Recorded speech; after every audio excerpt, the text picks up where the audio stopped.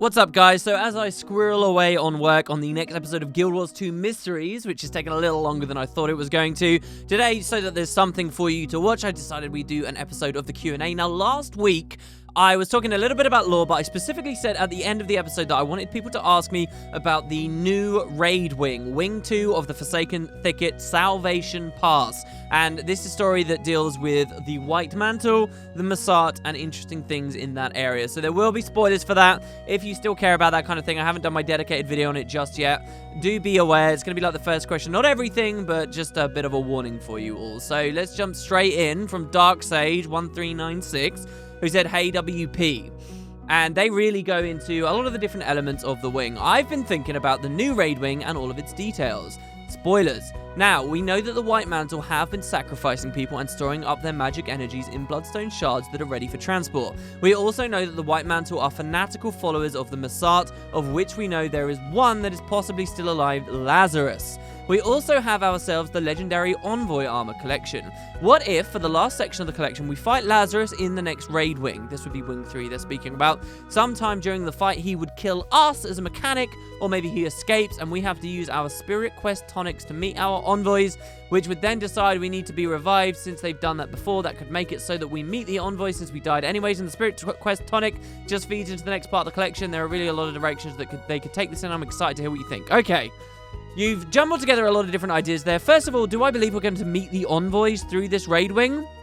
Not necessarily. I do think that would be very cool. Those totally out of the loop. Guild Wars 1, in factions alone, in only Cantha were these creatures talked about. They were basically big villains and evil people from throughout Cantha's history, and they worked as shepherds of the dead. When you died in Cantha, it would seem your spirit was guided to a various afterlife by one of these guys, the envoys. They were involved in the Canthan storyline, the factions plot, but nowhere else. They were never mentioned in prophecies, and never anywhere out near Corteria where Guild Wars 2 takes place, or alone, or anywhere really. And yet, in Guild Wars 2, when we're looking at the Massart and the White Mantle and so on, all these interesting things in the Maguma Jungle, suddenly we also have a collection for legendary armor known as the Envoy armor. So what's the Envoy's relation to all of this? Well, it seems it is more than just, the collection alone, because don't forget, Spirit Vale was full of all of these spirits trapped on the planet. Does this mean we're going to meet the envoys? I think that would be one of the coolest things we could have in Wing 3. And I do think we'll get some further details. How the spirits then relate also to the Bloodstone and the sacrifices and what the White Mantle, or specifically the Massart, could be doing with them is very, very, very interesting. I think that's where you can really start to speculate deeper about this story. The other thing that I would note, a lot of people aren't pointing out, and I'm going to mention this when I give my dedicated lore video on it, is the connections with Marjorie Delacroix. And you might be wondering, well, what's going on there, WoodenPotatoes? Well, think about this. The origin story from Marjorie Delacroix dealt with a mysterious murder, a story of a trapped spirit, Marjorie communing with that. Marjorie's got kind of heavy themes to do with spiritual stuff, as it is, even having her sister's soul in her greatsword, as we saw. And this kind of question of what was going on, what that weird political murdering and dodginess back in the capital, Divinity's Reach, is totally being referenced and totally could tie into the comments we hear in Wing 2, where they're talking about how the White Mantle have got power in important places and they may have influence in Divinity's Reach. I do think these stories could be connected, and I think Marjorie, though she's not a prominent character, none of the actual living world or main story characters seem to have very much to do with Wing at all. There are some possible links we could be seeing here. Definitely, I think that the Spirit Quest tonic, though, as you're talking about in your comment, is probably just unrelated. So for those that don't know, as you complete the raid wing, obviously you want to be doing the collection to get your envoy armor. And for Wing 2, you basically build this thing called a Spirit Quest tonic. It's an item you can double click in your inventory that puts a weird messed up effect on your screen and causes you to see spirits all around you. Whether it has further use than that, though, I'm pretty sure it doesn't have any at all. So it's just kind of this cool flavor item. Another question is, do you use that Spirit Quest tonic in the story later?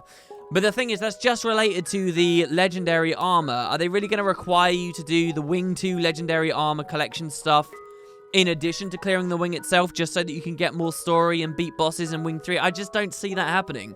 I think it's just kind of a fun item, for now at least. or maybe has some extra clue into the story.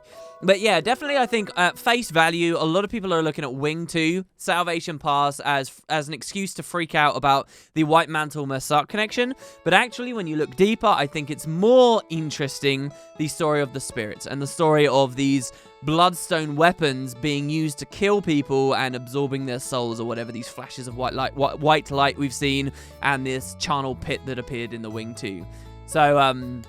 So yeah, I don't think we'll see the envoys. I think it'd be very cool if we do. I think if we do, it won't be because we died and then they came to us, exactly the same as the faction story. I don't want them to reuse that plot, but it could go quite deep, and I'm looking forward to it.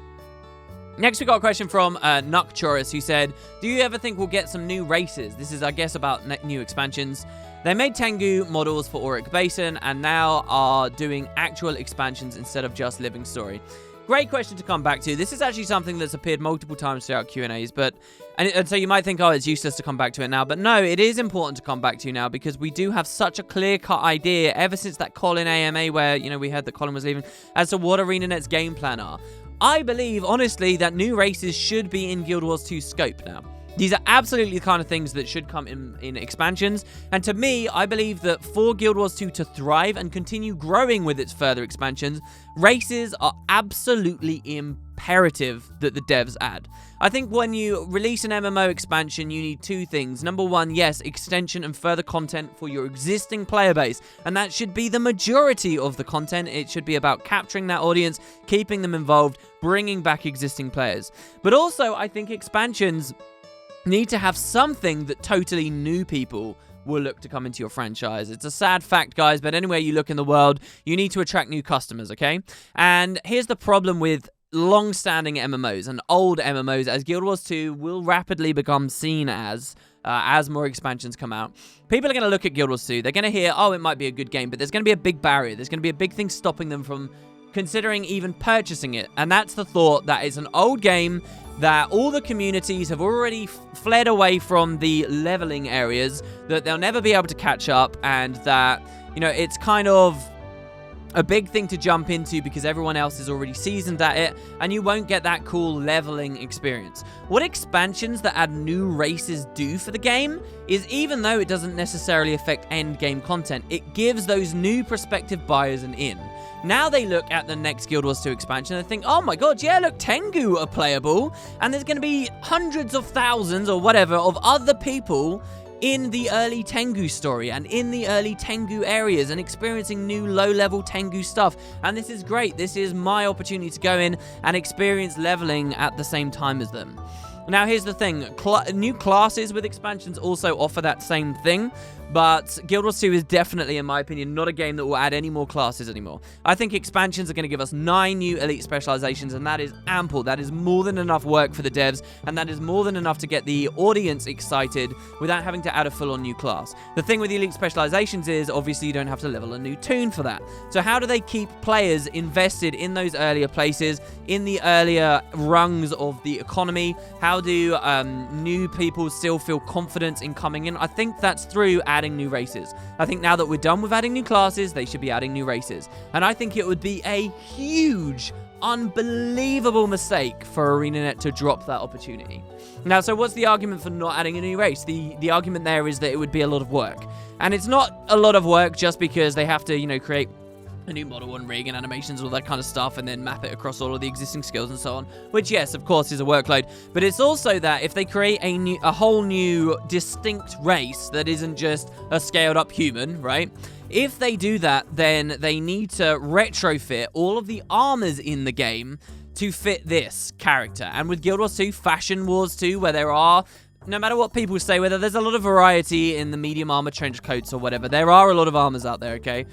That's suddenly a lot of work. And then it gets even worse. Beyond that, it means every single time they ever want to add a new outfit or armor set through in-game rewards or whatever, now they don't have to create 5 versions, they have to create 6 versions.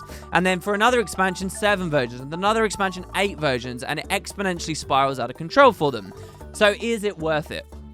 And my proposal here is actually that you don't have to live in that world where they have to retrofit all the new armors. I actually think that the adding a new race with an expansion is so important and so valuable it's still worth it even if, say, they release Tengu. Tengu don't have every single armor that already exists in the game. It's still worth it. I, as a player, would still be happy to see Tengu come to Guild Wars 2, even if they only have like 10 armor sets available to them when they were originally released.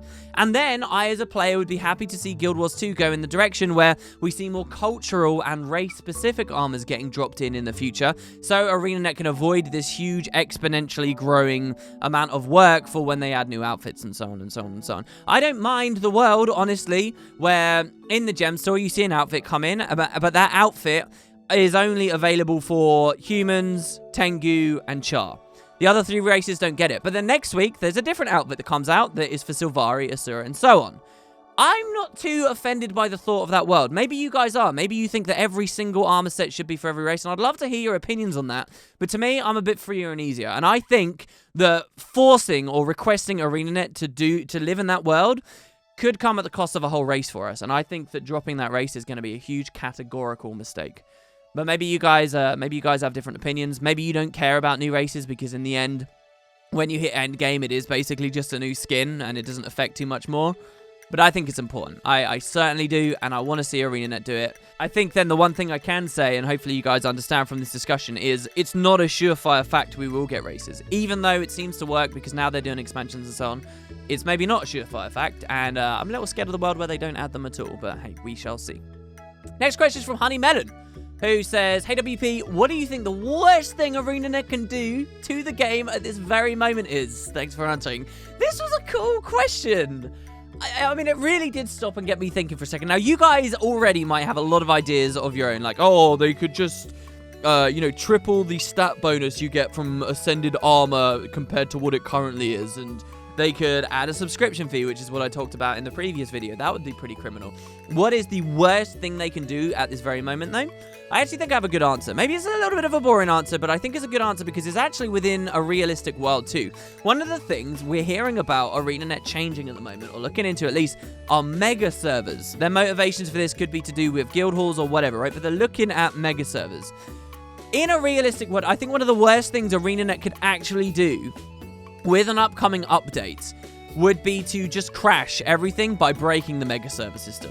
Yeah, I get it. It's a bit of a boring answer, but that is absolutely, in my opinion, far more damaging than many other changes they can make, all right? Even the to focus on this Ascended Armor thing, you might think, oh my god, if they tripled or quadrupled or quintupled the stat bonus you got on Ascended Armor, if they made Guild Wars 2, right, they announced, or at least on the high end, they started enacting these changes that made Guild Wars 2 one of these stupid gear treadmill grinder MMOs, which is always stood against, okay? Even if they do that and go against all of, what they've built their game on, there's still only a certain slice of the community that will appreciate that's happening. Those are people like you guys listening to this video, those who are more invested in it and actually want to get that extra information, who may be on Reddit, who may be on the forums, who are actually listening to what the devs do and read patch notes and stuff. You guys are still just a subset, okay? And there's still a lot of very, very casual people out there who just log in the game and they play it a little bit and that's it, and they'll come and go as they please. That group that I just mentioned, they're the majority and they don't notice. However, if they mess with mega servers and they break mega servers such that no one can get in, such that every single map you're on for like the next 5 months you are the only other player, such that it's impossible to join anyone, it's impossible to get into any raids or fractals, like genuinely break stuff, okay? That is far more damaging. Stuff like server queues and real downtime, that gets people to leave, that gets everyone in the entire game noticing and flooding away. So I think that is one of the worst things ArenaNet can do to the game at this moment, and it's a potential possibility if, Spaghetti Code comes to bite them when they're dealing with mega servers. Let's hope that doesn't happen. Symphonic Scream says, do you think they'll ever add guild capes back as a back item? Oh, another one of these common questions we get. Look, once upon a time, yes, I did believe that we would eventually get it. Maybe this is something they can market with an expansion pack, but who knows? I mean, it's been long enough now that I don't even really care that much anymore. I mean, they showed that they kind of had capes working reasonably well on some NPCs way back in betas. I do feel like this is one of those things, though, that it's like, it would be nice to have, but there's a priority list, okay? And there is a certain level of things that you want to go for before you go for something like capes. And yeah, maybe announcing capes are coming back to Guild Wars 2 would be another little thing they can try to do to convince people to buy the next expansion. But it's not crazy, is it? And I doubt ArenaNet really put that much care towards it. I think they see that they've got much bigger issues that they want to tackle, and that's the way it will go for a while. Wahala says, hey WP, what do you think about the negativity that is currently thrown at the raids? There was a thread in Reddit called Reddit versus Raids and a small shitstorm against the second wing. There are now people demanding a story mode or just an easy mode for raids just to enjoy the story. Would like to hear your opinion on it. Here's the funny thing. The first thing I would say straight away is there really wasn't that much of a shitstorm, and there really aren't that many people demanding that there's a story mode or an easy mode. There's always this curious thing on the internet where someone will have a dissenting opinion, like a single person will, and that triggers a lot of valuable discussion, a lot of well-reasoned and calm discussion, and all of a sudden, people on the internet then perceive it as being a huge shitstorm when really it wasn't. And, you know, it's kind of this weird adage where a single person can create this huge tsunami of crap, and people will look back at it as if it was a huge issue and the entire community's gone to crap, when really it was just a couple of people. What I saw in that thread was a lot of well-reasoned discussion about this idea that has existed for a while. Why should people miss out story if they're not good enough to do the raids, okay? And it's flared up a bit more now because Wing 2 is obviously going over some very exciting story. And I very much agree with some people who say, look, the problem isn't that there's story in raids, but the problem is that the only story that seems to be coming out for anyone right now is in raids, right? Like, if there was actual story coming out as well as in raids at the moment, if a Living World season was going on and it just so happened Raid Wings were going, then those other audiences would feel more satisfied. But a lot of people in the lore community have really been looking forward to the White Mantle, the Massart story, and it's like, oh, now it's in this content that they're too bad at the game to actually be able to enjoy. My opinion is yes, I think those people have a point. I'm sometimes accused of being a bit of an elitist. It's probably for opinions like the one I'm about to mention, but I don't see it as a huge problem. I honestly don't. I get it. There's a bit of bias there because I can actually play the raids. But I do very much stand by this simple fact. Most people who enjoy Guild Wars 2's lore and story, and I would say this goes for many other games as well, but let's just focus on Guild Wars 2. Most people rely on third-party sources to get their information. Most people with any enthusiasm for the story are feeding their minds about it, not through extensive in-game experiences, not through having them themselves, but through looking at wikis, hearing word of mouth, participating in discussions on forums where other people then introduce more information to them. Most of what people learn has not come from them directly playing the game in the first place. I know this for a fact. And so it's really not that different if we're now living in a world where people are playing raids to get further story. The story itself is getting out there. The cutscene is on YouTube. You can watch it. Just because you firsthand didn't get to sit down and experience that doesn't mean a huge thing. I have personally been a part of large, like, die-hard, hardcore lore community guilds. More than one. And the general person you see in these guilds are incredibly low AP players, incredibly low playtime people who really don't understand or care very much for the mechanics of the game at all, and yet they have these great understandings of the lore and the universe. How do they do that with such few hours played? They do that because they rely on the wiki and so on, and they rely on information that other people gather and then aggregate together. That's a huge part of enjoying story, not just in MMOs, not just in Guild Wars 2, but in a lot of video games in general. And I do not believe that the current situation we have with the raids is so much different to any other place. It was exactly the same at launch with Ara P4. Most of these people never played Ara, but they will have gone online to or learn from other people the really cool story that came from them, and it's the same with the raids here. I just think, once again, that this is a divergent discussion. I think that what the real problem is right now is there isn't enough content. These people aren't upset just because there's only lore coming out in the raids. It's because there's not lore coming out anywhere else, because there's not content for them. That's the crux of the matter. That's what ArenaNet need to be working on. We need more content coming into Guild Wars 2, and discussions like this, while still having some value, really won't be at the forefront of people's minds so much. That's my opinion. Elitist as it may be, I think it's not too far from the truth. Tirac says, any thoughts on this isn't about Guild Wars 2. Any thoughts on the tragedy that is the cancellation of EverQuest Next? Oh, EQ Next. Man, for a long time, I was thinking to myself, oh, I could really do a lot of EverQuest Next videos. So many people asked me to do Blade and Soul. So many people have recently asked me to do Black Desert. As a person on YouTube who covers MMOs, people are always interested in my opinion on upcoming ones, but I've usually just sat them out. The one that I absolutely would not have sat out would have been EverQuest Next. I was very interested in some of their big grand designs, and in case, you guys didn't know, it was revealed as being cancelled.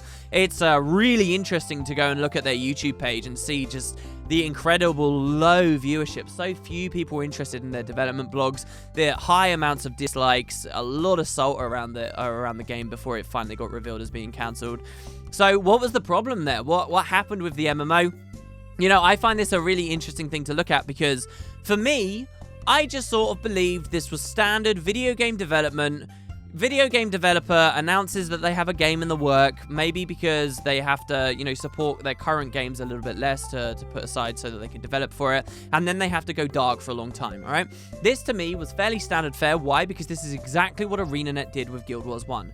ArenaNet basically had to decide we want to do Guild Wars 2. That means we can't support Guild Wars 1. We have to announce our game very early and then go quiet. And then what happened in the Guild Wars community was everyone started crying it as vaporware. Everyone started saying Guild Wars 2 wasn't going to exist. Everyone was saying that, ArenaNet was going bust and that it would never end up becoming a thing. And then finally, years later of silence, we get the Guild Wars 2 trailer, and then the hype starts rolling, and voila, we ended up getting a released product. So naturally then, I look at EverQuest Next and that whole development story, I think, oh, this is just the same as Guild Wars 1. There's all these people crying about EverQuest Next being dead, dying, how, it's really not coming along very well, how they're being far too quiet, how they're being far too cagey, and I just thought that the EverQuest Next community were just being stupid. I thought they were being the exact same as the Guild Wars community once upon a time was, and all the EverQuest Next people had to be was patient, and eventually they'd have their final game. And I was wrong. Everyone who was pessimistic and worried that EverQuest Next was going down the shitter were completely correct, because it actually did. So that was really interesting. I didn't see it coming at all. I'm of course very sad, but sometimes devs bite off more than they can chew, and I hope to get more clarifications from them about how it goes in the future. And now I'm kind of thinking, damn, that if there was any MMO that I'd ever actually move to, that could have been EverQuest Next. And now I'm kind of thinking, oh, I wonder what's next on the gravy chain. We shall have to see.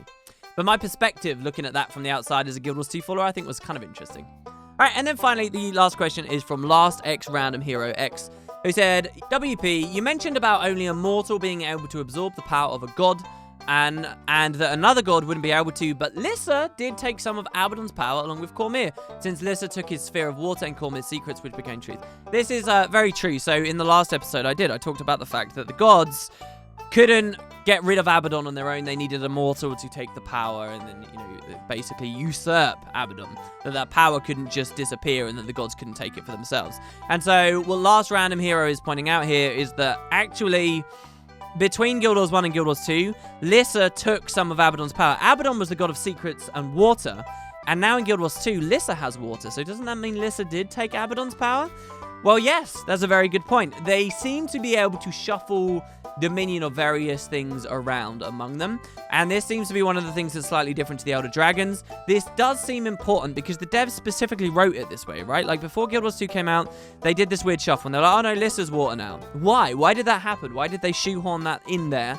Is it because of this greater connection and greater story that they haven't revealed to us yet about maybe the relationship between dragons and gods and how they're different and so on? But right now it is a bit of an enigma. We don't know how it happened. We don't know why it happened, when it happened exactly. We don't know what their processes are. But I do, even with that in mind, I do still stand by what I said, that Lissa could not have taken all of Abaddon all at once. She could not, they could not have taken the power of 6 gods and distilled it into just 5. They needed Cormyr, and they got Cormyr. So there you go. That's the Q&A for today, guys. Let me know what you think. Got a lot of interesting points of discussion. And as ever, if you have more questions for me, feel free to drop them in the section below. And I'll see you next week for plenty more discussion. Hope you have a great evening, everyone. And I'll see you tomorrow.